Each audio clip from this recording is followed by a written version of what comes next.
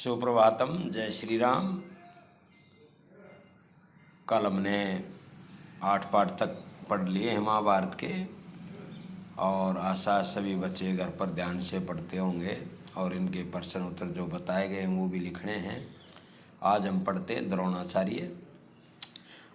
9वां पाठ। आचार्य द्रोण महर्षि भारद्वाज के पुत्र थे। पांचाल नरेश का पुत्र द्रुपद भी द्रोण के साथ ही भारद्वाज आश्रम में शिक्षा पा रहा था। दोनों ने गहरी मित्रता थी।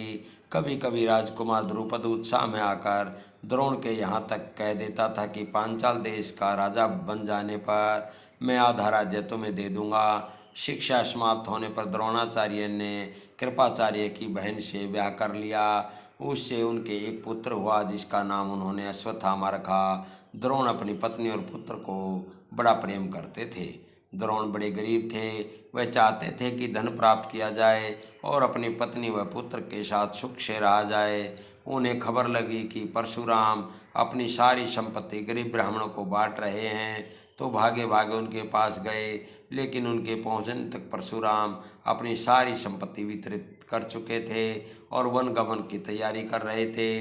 द्रोण को देखकर वह बोले, ब्राह्मण श्रेष्ठ, आपका स्वागत है, पर मेरे पास जो कुछ था वह मैं बांट चुका हूँ। अब यह मेरा शरीर और धनुर्विद्या ही है। बताइए मैं आपके लिए क्या करूँ। तब द्रोण ने उनसे सारे अस्त्रों के प्रयोग तथा रहस्य सिखाने की प्रार्थना की। परशुराम ने प्रार्थना स्वीकार कर ली और द्रोण को धनुर्विद्या की पूरी शिक्षा दे दी। कुछ समय बाद राजकुमार द्रुपद के पिता का देहावसान हो गया और द्रुपद राजगद्दी पर बैठा। द्रोणाचार्य को जब द्रुपद के पांचाल देश की राजगद्दी पर बैठने की खबर लगी तो यह सुनकर वह बड़े प्रसन्न हुए और राजा द्रुपद से मिलने पांचाल देश को चले गए। उन्हें गुरु के आश्रम में द्रुपद की लड़कपन में की गई बातचीत याद थी। सोचा यदि आधा राज्य न भी देगा तो कम से कम कुछ धन तो जरूर ही देगा। वह आशा लेकर द्रोणाचार्य राजा द्रुपद के पास पहुँचे और बोले, मित्र द्रुपद, मुझे पहचानते हो न? मैं तुम्हारा बालपन का मित्र द्रोण हूँ। ऐश्वर्य के मद में मत हुए राजा द्रुपद को द्रोणाचार्य का आना बुरा लगा और द्रोण का अपने साथ मित्र का सा व्यवहार करना तो और भी अखरा। वह द्रोण पर गुस्सा हो गया और बोला, ब्राह्मण, तुम्हारा यह व्यवहार सज्जनों के समान नहीं है। मुझे मित्र कहकर पुकारने का तुम्हें साहस कैसे हुआ? सिंहासन पर बैठे हुए एक राजा के साथ एक दरिद्र प्रजाजन की मित्रता कभी हुई है? तुम्हारी बुद्धि कितनी कच्ची है। लड़कपन में लाचारी के कारण हम दोनों को जो साथ रहना पड़ा उसके आधार पर तुम द्रुपद से मित्रता का दावा करने लगे। दरिद्र की धनी के साथ, मूर्ख की विद्वान के साथ और कायर की वीर के साथ मित्रता कहीं हो सकती है? मित्रता बराबरी की हैसियत वालों में ही होती है। जो किसी राज्य का स्वामी न हो वह राजा का मित्र कभी नहीं हो सकता।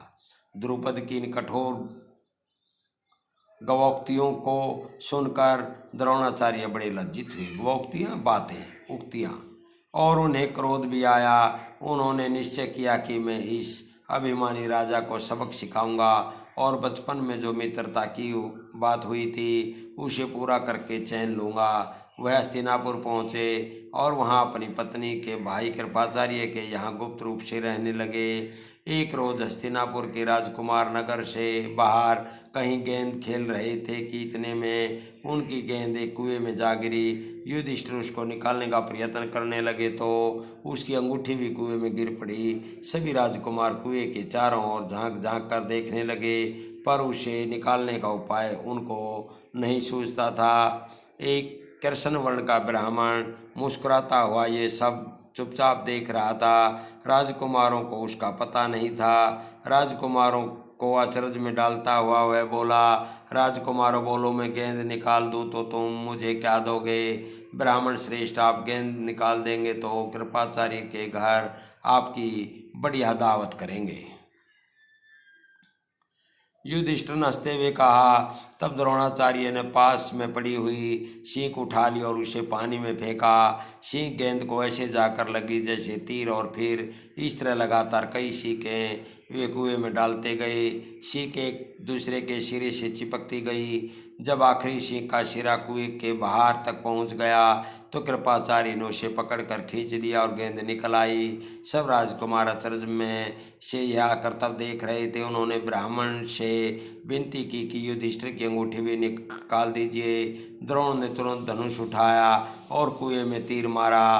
पल भर में बाण अंगूठी की नोक में लिए हुए ऊपर आ गया।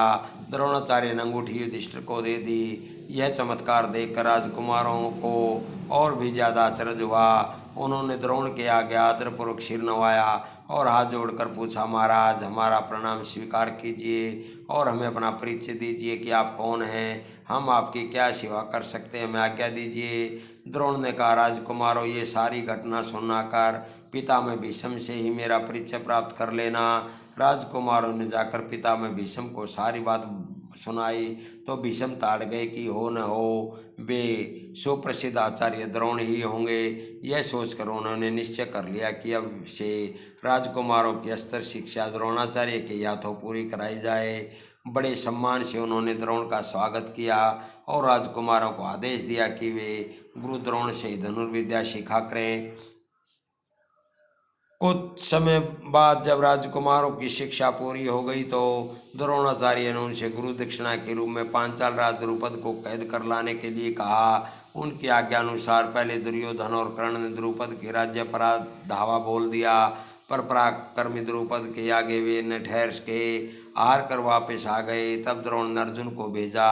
अर्जुन ने पांचाल राज की सेना को तहस नहस कर दिया और राजा द्रुपद को उनके मंत्री सहित कैद करके आचार्य के सामने ला खड़ा किया। द्रोणाचार्य ने मुस्कुराते हुए द्रुपद से कहा, हे वीर, डरो नहीं, किसी प्रकार की विपत्ति की आशंका न करो। लड़कपन में तुम्हारी हमारी मित्रता थी, साथ साथ खेले कूदे उठे बैठे। बाद में जब तुम राजा बन गए तो ऐश्वर्य मद में आकर तुम मुझे भूल गए और मेरा अपमान किया।